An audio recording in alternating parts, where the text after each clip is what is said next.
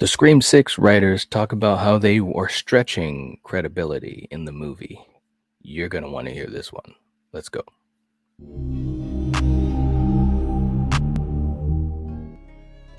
What's going on, guys? This is such an interesting topic for Scream 6, and we've talked about the movie, we've talked about the kills and the characters and the reveal and so many different things. But one thing we haven't talked about that's been the elephant in the room Jesus Christ. is how the hell does Chad survive this movie?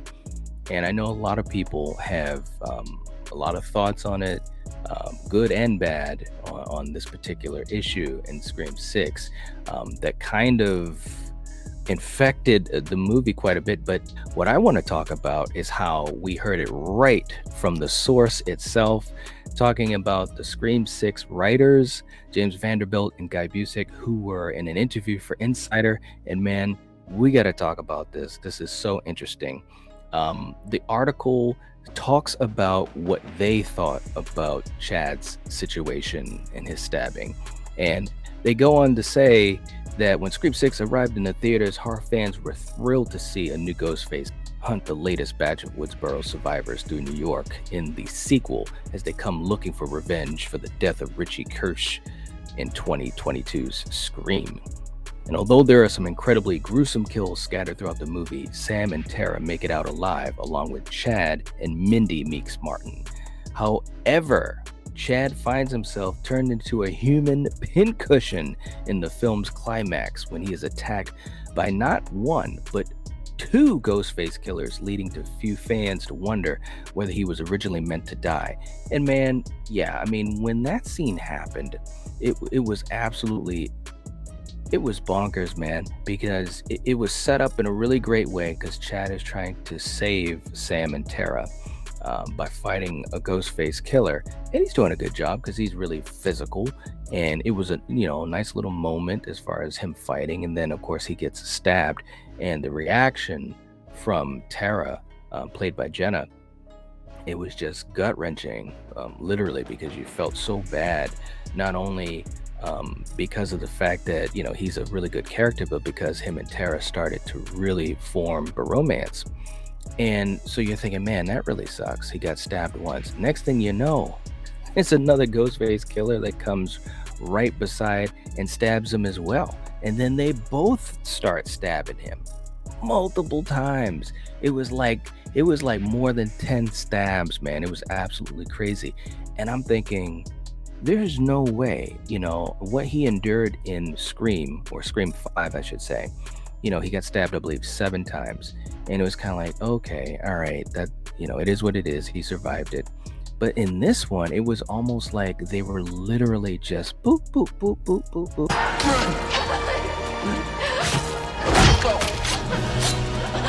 Jesus Christ. Just stab, stab, stab, stab. And it's like, come on, man. I mean, who could really survive that?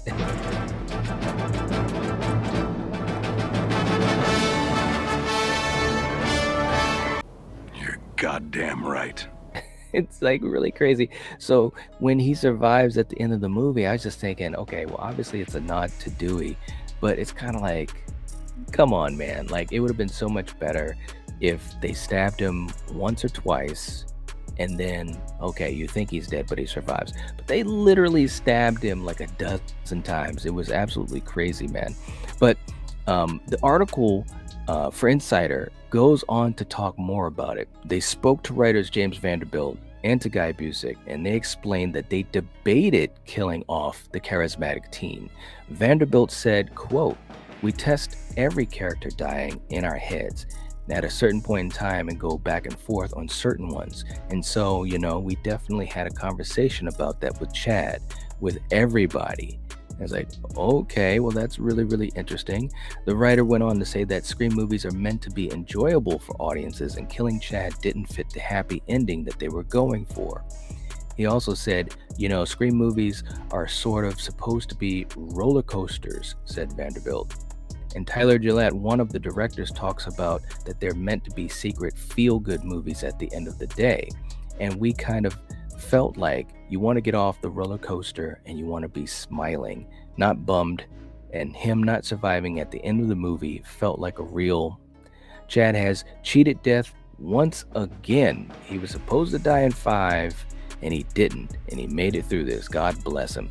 Here's the part that really was interesting to me because I get all that. They're thinking, well, we don't want to end on a sour note with this character that, especially in this film, in my opinion, you really elevated his connection not only to Tara, but also the group itself, this quote unquote core four.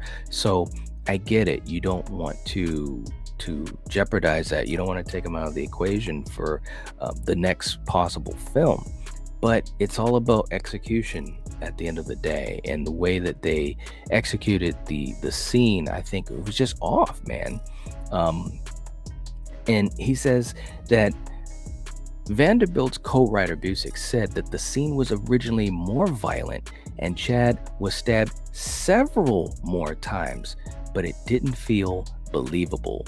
He says, and I quote, "I believe, just a little bit of trivia, that some of the stabs were cut in post because there were several more stabs, but it was just too, it's already stretching credibility a bit, but all of the stabs you would have really called foul, I think." You're goddamn right. Yeah, stretching credibility. It's like, man, you totally obliterated credibility. It's like anyone in these movies now can be stabbed a dozen times and may survive. I mean, if that's the case, I mean, geez, Randy should have survived. Cotton. I mean, it's like so many people that should have survived these stabbings. And again, I get it. They're trying to do different things. They got certain game plans with these characters, but it just seems like the fact that they were even going to be stabbing him more makes me sit back and think, well, how many times do they think is believable for someone to be stabbed and to still survive? What they should have done is cut away a bunch of those stabs. Like I said, a couple stabs, that's one thing. Even in five, he was stabbed like 7 times. But in this sequence, like, he was just basically being stabbed in his body like over and over again, like literally. And they said it too, and I said it too in a live stream a while back before this article. I said he was basically a human pincushion, literally.